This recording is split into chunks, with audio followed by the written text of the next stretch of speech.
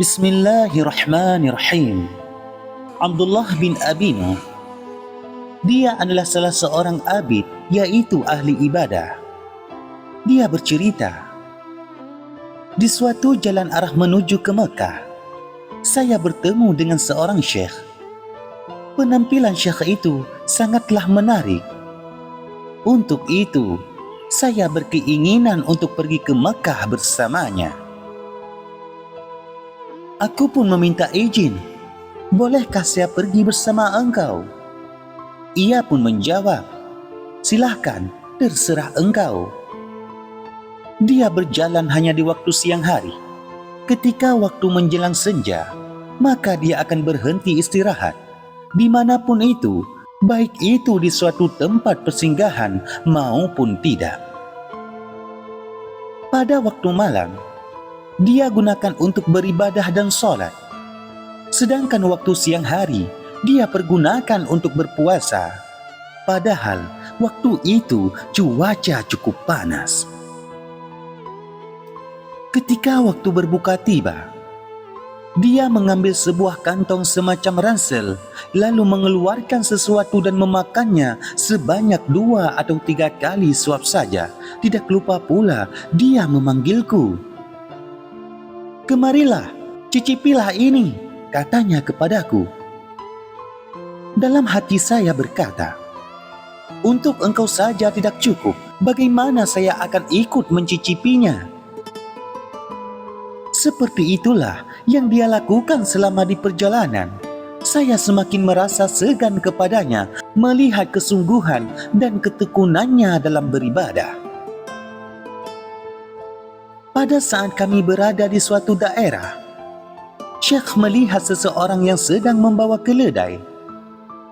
Kemudian Syekh itu berkata kepadaku, temui orang itu dan belilah keledainya.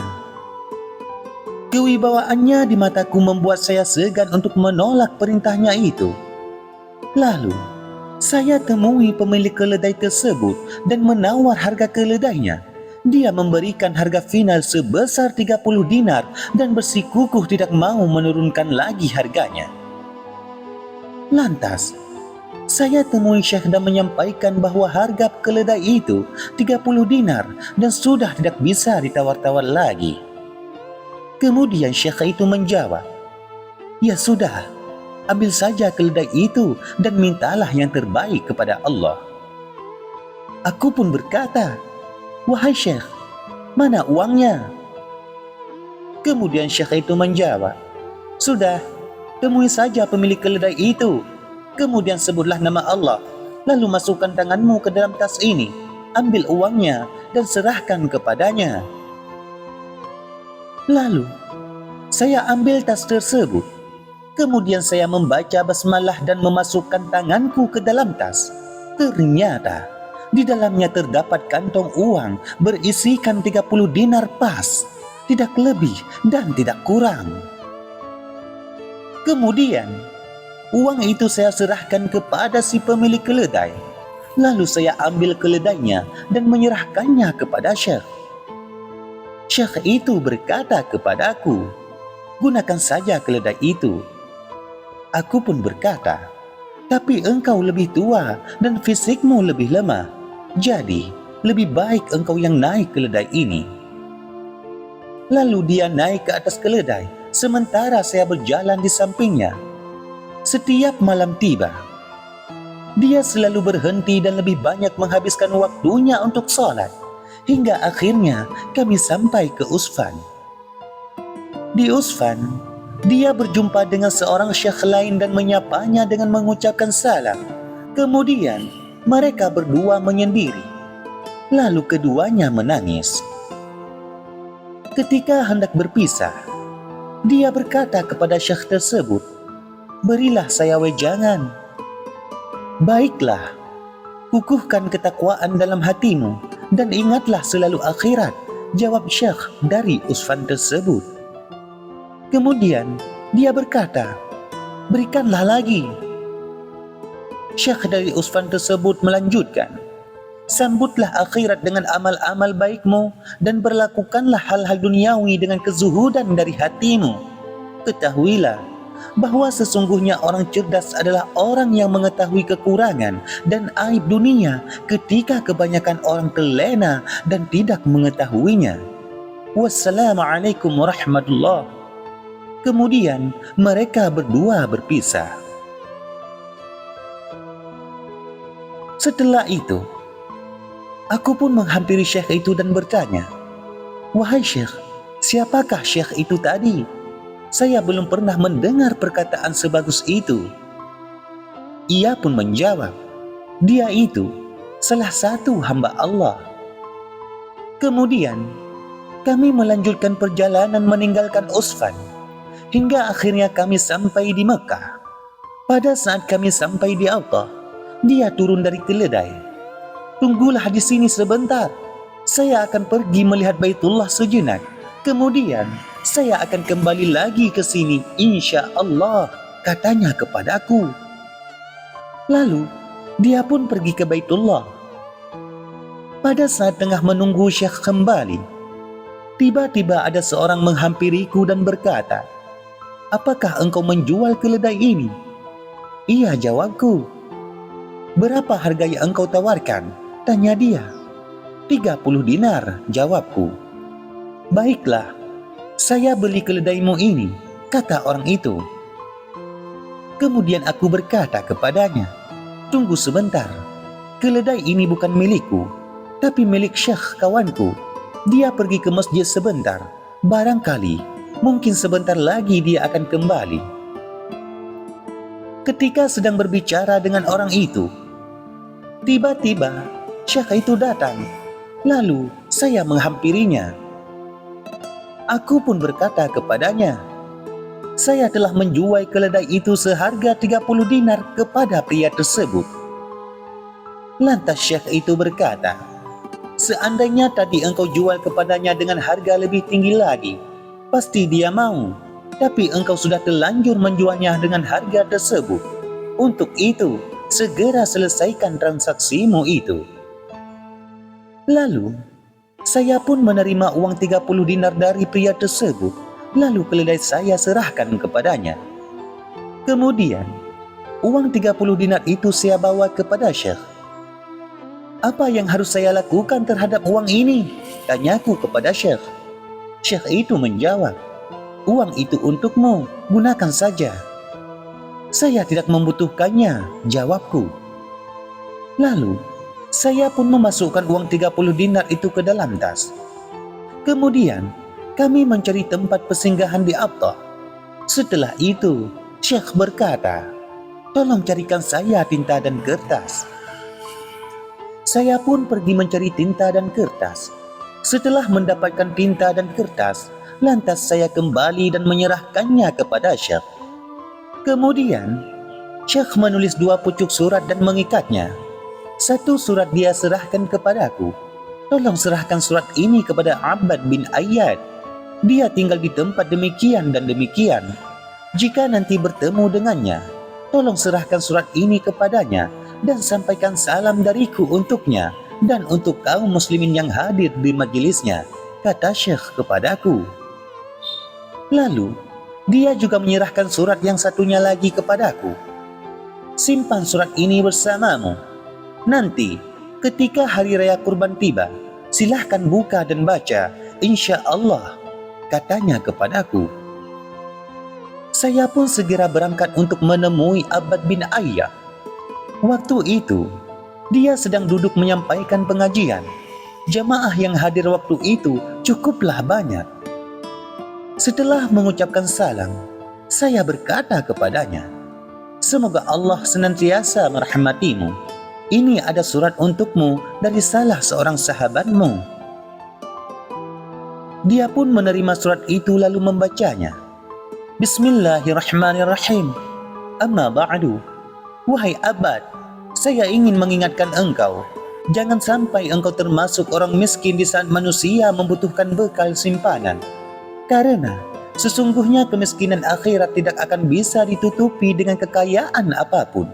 Dan sesungguhnya orang yang mengalami bencana akhirat tidak akan bisa ditanggulangi dengan apapun. Saya adalah salah satu sahabatmu dan insya Allah saya akan meninggal sekarang. Untuk itu, saya minta engkau datang untuk mengurus jenazahku, mensolatinya dan memasukkannya ke dalam liang kubur. Saya menitipkan engkau dan seluruh kaum muslimin kepada Allah. Assalamualaikum waalaikum jami'an warahmatullah. Selesai membaca surat tersebut, Abbad bin Ayyad lantas bertanya kepadaku, "Di mana dia sekarang?" Aku menjawab, "Di Allah." "Apakah dia sakit?" "Tidak. Ketika saya tinggal pergi ke sini, dia masih dalam keadaan sehat," jawabku. Lalu, Abbad dan jamaah yang hadir waktu itu langsung berangkat ke Abbah untuk menemuinya. Ternyata, dia sudah meninggal dunia dalam posisi menghadap ke arah kiblat dan tertutupi jubah. "Apakah ini orangnya?" tanya Abbad kepadaku. "Betul," jawabku. "Tadi waktu engkau tinggal pergi, dia masih dalam keadaan sehat?" tanya Abbad. Lantas aku menjawab, "Benar, tadi sewaktu saya tinggal pergi, dia masih dalam keadaan sehat." Lalu Abbad bin Ayyad menangis di dekat kepala jenazah. Kemudian, dia mulai mengurus jenazahnya, mensolatinya, dan menguburkannya. Banyak sekali orang yang ikut melayat waktu itu. Kemudian, pada saat hari raya kurban pun tiba, dan saya sudah tidak sabar untuk membuka surat yang saya simpan. Saya pun lantas membuka surat itu dan membacanya. Bismillahirrahmanirrahim. Amma ba'du. Engkau wahai saudaraku, semoga Allah memberimu manfaat dengan kebajikanmu pada hari di mana manusia membutuhkan amal-amal soleh mereka. Semoga Allah memberimu balasan kebaikan atas kebersamaan kita selama dalam perjalanan. Sesungguhnya, orang yang memiliki amal kebaikan, dia akan mendapati amalnya itu sebagai tempat berbaring di sampingnya. Saya punya satu permintaan kepadamu. Ketika nanti engkau selesai menunaikan ibadah hajimu, tolong pergilah ke Baitul Maqdis dan serahkanlah harta pusakaku kepada ahli warisku. Wassalamualaikum warahmatullahi wabarakatuh.